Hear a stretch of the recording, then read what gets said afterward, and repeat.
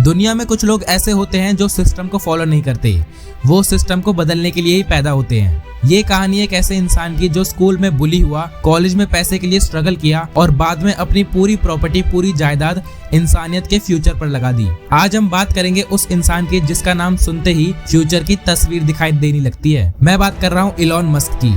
Hello दोस्तों, welcome to here top facts. आज का वीडियो एंड तक जरूर देखना क्योंकि आज मैं इलॉन मस्क की पूरी लाइफ की जर्नी बताऊंगा, जहां उसने सक्सेस टच करा, फेलियर टच करा, पेन टच करा और भी पता नहीं क्या क्या। उसने जो कमबैक करा वो भी बताऊंगा। भाई ने कैसे नीचे से लेके ऊपर तक कमबैक करा है, सब बताऊंगा चैप्टर वाइज, तो तुम देखते रहना। चैप्टर 1, उसका चाइल्डहुड, उसका अकेलापन, बुक्स और उसकी बुलिंग।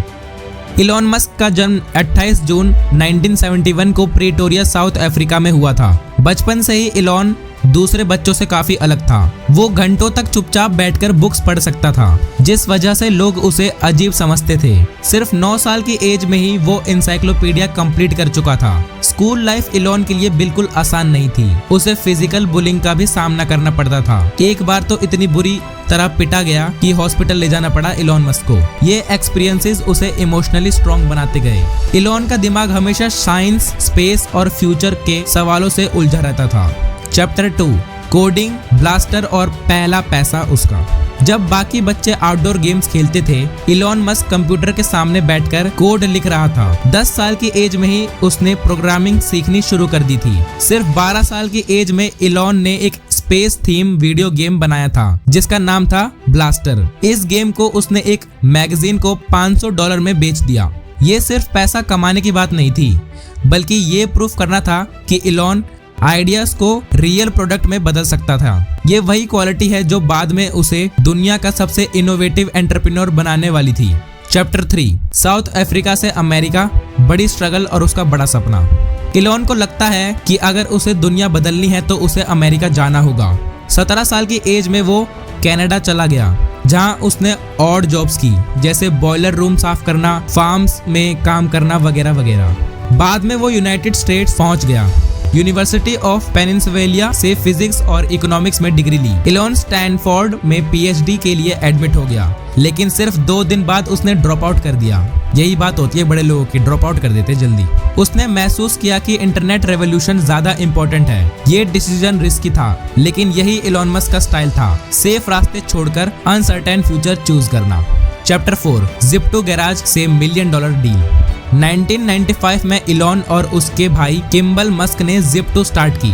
ये एक ऑनलाइन सिटी गाइड थी जो न्यूज़पेपर्स को डिजिटल वर्ल्ड में लाने का काम करती थी। शुरुआत में इलॉन के पास ऑफिस के लिए पैसे नहीं थे, इसलिए वो वहीं सोता था। नहाने के लिए वो पब्लिक वॉशरूम तक का यूज करता था। इन्वेस्टर्स इलॉन पर भरोसा नहीं करते थे, इसलिए कंपनी से उसे साइड लाइन किया गया। फिर भी 1999 में जिप्टो को कॉम्पैक ने $307 मिलियन में खरीद लिया। इलॉन मस्क को लगभग $22 मिलियन मिले, लेकिन उसकी भूख अभी खत्म नहीं हुई थी। चैप्टर 5, X.com से पेपैल तक रिस्क और उसका रेवोल्यूशन। जिप्टो के बाद इलॉन ने X.com लॉन्च की, जो ऑनलाइन बैंकिंग पर फोकस थी। उस टाइम लोग ऑनलाइन पैसे भेजने से डरते थे, लेकिन इलॉन को फ्यूचर दिख रहा था। X.com मर्ज होकर पेपैल बना। कंपनी के अंदर लीडरशिप को लेकर कॉन्फ्लिक्ट्स हुए और इलॉन को सीईओ पोस्ट से हटा दिया गया। ये मोमेंट इमोशनली टफ था, लेकिन 2002 में eBay ने पेपैल को $1.5 बिलियन में खरीद लिया।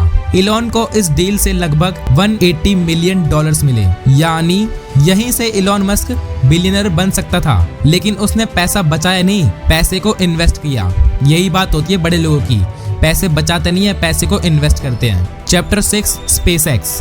सब कुछ दांव पर वो कर गया। इलॉन का सबसे बड़ा सपना था ह्यूमंस को मल्टीप्लैनेटरी बनाना, इसलिए उसने स्पेसएक्स शुरू की। शुरुआत में रॉकेट बनाना इलॉन के लिए भी नया था।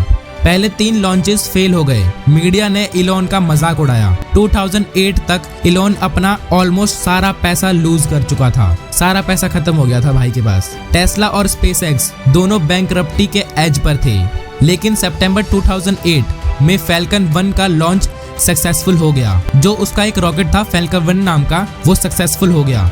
ये मोमेंट इलॉन के करियर में एक टर्निंग पॉइंट साबित हुआ। नासा ने स्पेसएक्स को कॉन्ट्रैक्ट दिया और इलॉन मस्क हिस्ट्री में एंटर हो गए। Chapter 7, Tesla.